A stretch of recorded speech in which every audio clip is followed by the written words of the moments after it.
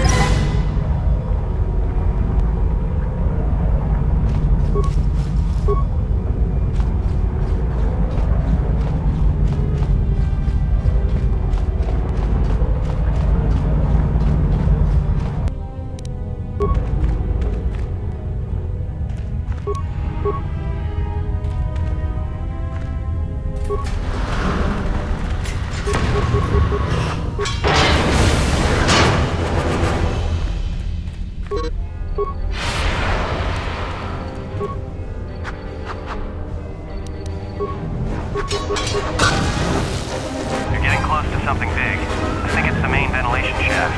So, the central droid controller should be somewhere nearby. Keep an eye out for it. I'm picking up a lot of droids. If you still have a mining energy shield, I'd equip it and switch it on.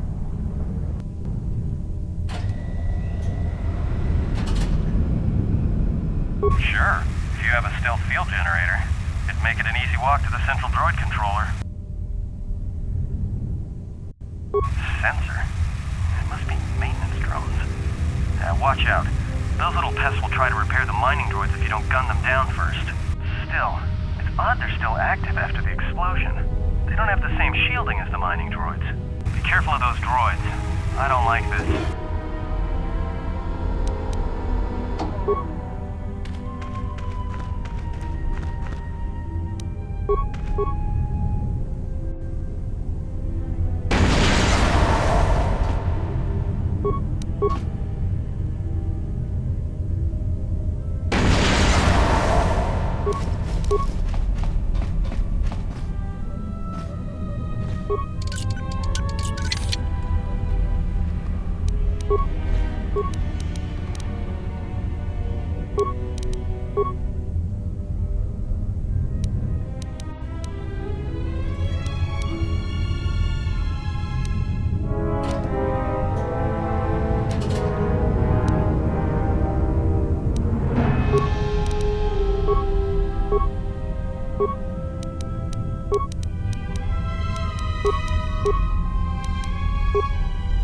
Everybody here? What's up, Kurta?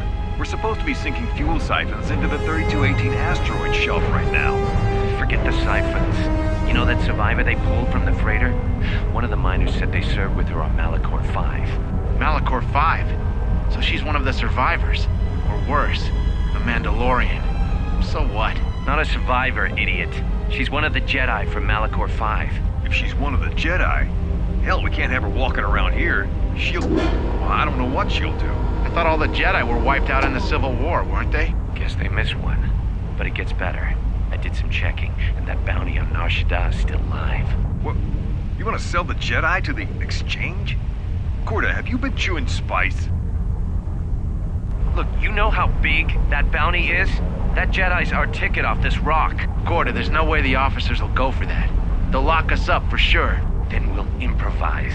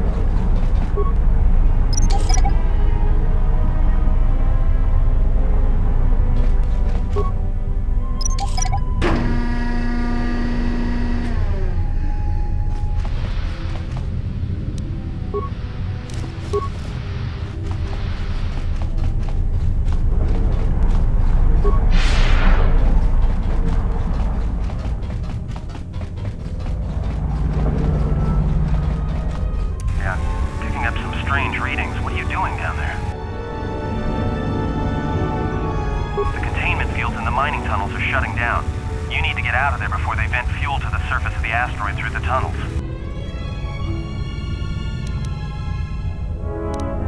I may be able to keep it contained until you get the turbo lift to the fuel depot, but not for much longer. I'm locking down the turbo lift to the administration section now to keep the blast from spreading. If you've got anything left to do down there, make it quick, because where you are is going to get real hot real soon.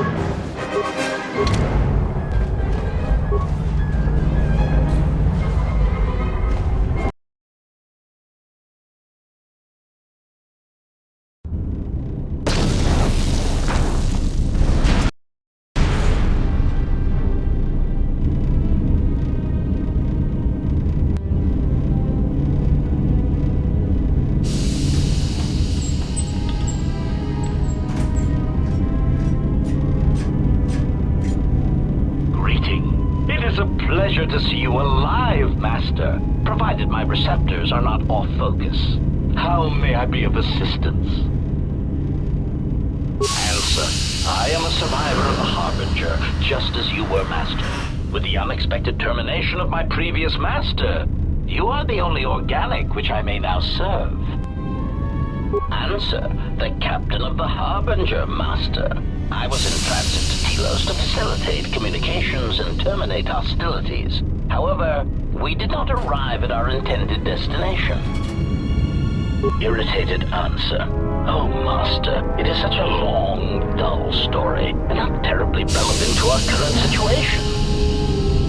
Hesitant explanation. That has been the subject of considerable discussion since our arrival here, Master. Many have attempted to claim you and this unit as salvage. I was crudely interrogated concerning our brief history together on board the Harbinger, before its communications, weapons, and engines suffered the cascade failure that disabled the ship. Speculation. It is possible you were incapacitated and locked in the well-shielded cargo compartment as the Harbinger was being systematically crippled, Master. Clarification. Yes, Master. No doubt the flurry of destruction on board the Harbinger somehow drugged you into a stupor from which you could not awaken. Most curious. Placation. Merely a turn of phrase, Master. The implication that your state was due to the result of ingesting large quantities of Juma juice was unintentional. I meant to communicate only that you were somehow rendered unconscious before you were locked securely in the cargo hold. Clarification, by locked, I meant sealed, Master. My vocabulator seems to be malfunctioning. Recitation. Following the unusual set of coincidences that led to the cascade failure in the Harbinger's systems, we were boarded by a small freighter with unknown ID codes. It appeared that this freighter had been attacked, and the captain wanted to study it. This freighter appeared to be still spaceworthy. Your cargo compartment was breached, and you were taken on board the freighter shortly before the Harbinger's systems began to go critical. I, too, managed to board the freighter before the Harbinger's destruction. We were most fortunate to have survived, Master. Explanation. I believe it was a smuggler's vessel by the name of the Ebon Hawk. Speculation. As to its purpose, I do not know. Perhaps it was always its intention to play dead, then kidnap you off the Harbinger and rob me of my bounty. Clarification. By bounty, I refer to your life, Master. It would pain me to see you damaged in any way. That is why the arrival of this Ebon Hawk caused me considerable distress. Apology. My memory core cannot provide a clear answer on that point, Master. Suffice to say that once we arrived at this floating rock, our situation became much clearer. Explanation. Despite my market value, Master, the miners were far more interested in you. It did not take long for me to ascertain the reason for this. While an HK protocol droid is a valuable piece of property, Jedi are worth much more in certain exclusive markets across the galaxy. Painful admission. I must confess to feelings of inferiority at the speculated difference between my value and the price for your capture. I was forced to remind myself it was not due to a failing of my model or function, but because you were a Jedi. Surprised answer. Why, I told them, Master. You are the exiled Jedi who served with Revan in the Mandalorian Wars, are you not? I hope all that has happened has not been the result of a miscommunication. If so, then the problem lies with the core word databases, which are notoriously spotty. Indignant exclamation.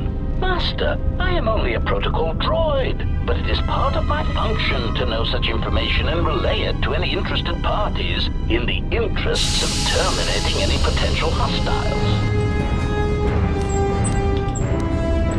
answer. All that has happened has been because they believe you to be a Jedi Master. They debated what to do with you as you lay unconscious in the medical bay. One group seemed intent on selling you as property. The other group opposed this. 3 standard hours after the division between the miners became apparent, accidents began to occur throughout the facility. A result of improper maintenance, I believe. These accidents coincided with the degradation of the mining droid behavioral cores. Crude models are prone to such failures, resulting in murderous rampages. The mortality rate of organics in the facility rose quickly.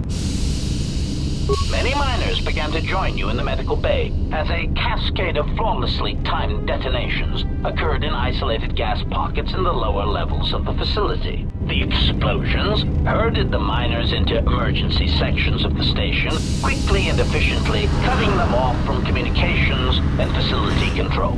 But sadly enough, not the ventilation systems. You see, the explosions had damaged specific sections of this facility's ventilation systems, causing a slow, lethal buildup of toxic fumes in the dormitory level. Answer: I do not know, Master.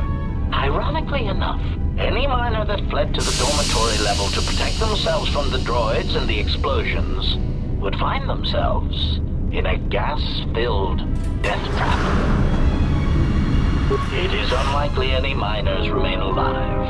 As I said, the dormitory has been cut off from the rest of the facility, as has the hangar bay.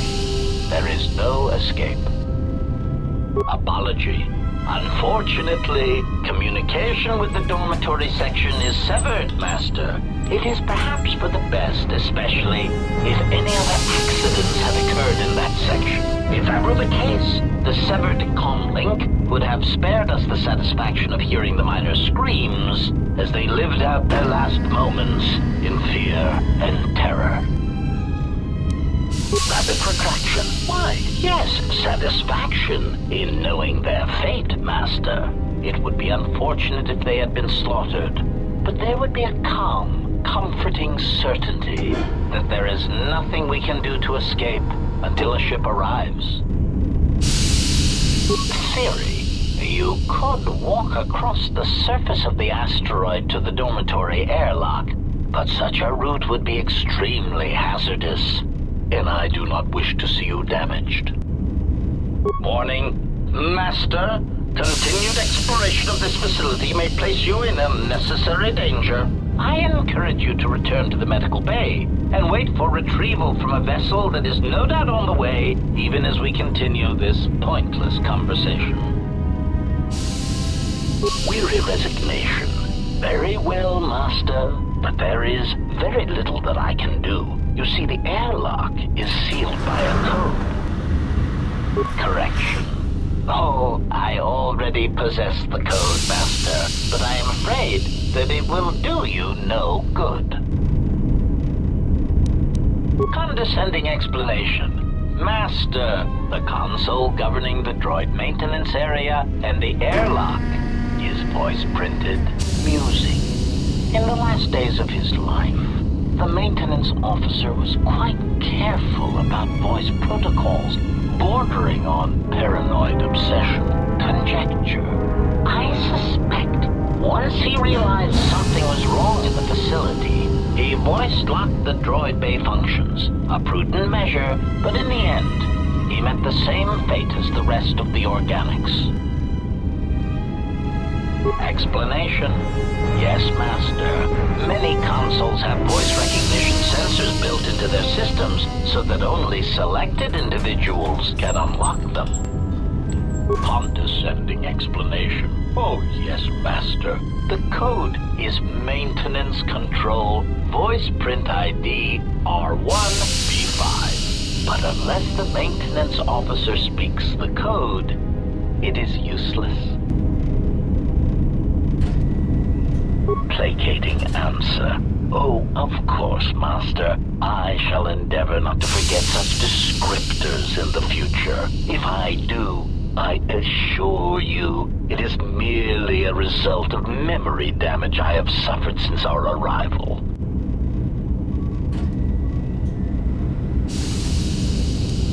Answer. Master, you cannot.